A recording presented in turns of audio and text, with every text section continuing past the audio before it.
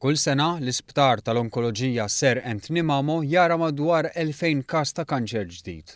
Dan ħabbru Dr. Stefan Laspina, id-direttur kliniku tal-Isptar, li ilu jopera għal dawn l-aħħar sentejn. Huwa spjega li l-pazjenti mhux kollha jkollhom bżonn l-istess tip ta' kura, fil-fatt qal li madwar 1000 persuna ikollha bżonn il-kura tar-raġġi u nofs ieħor jingħataw il-kimoterapija. Dr. Laspina qal li fl-isptar jiġu offruti bosta servizzi differenti relatati mal-onkoloġija.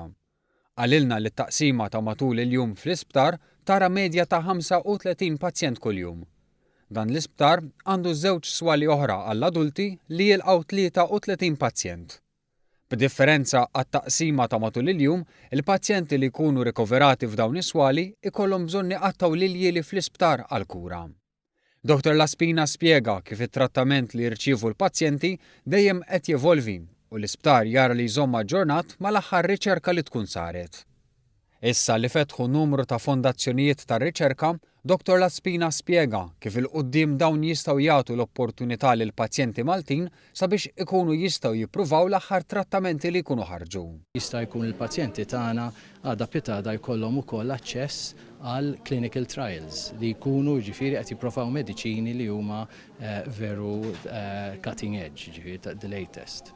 Matul il-ġurnata tal-ġimgħa l-President ta' Malta Mary Louise Colero Preca żaret il-pazjenti tal-Isptar Ser Anthony Mamo u tennit l-impenn tal-Malta Community Chest Fund bris il-pazjenti kollha li huma milquta minn din il-marda kifra.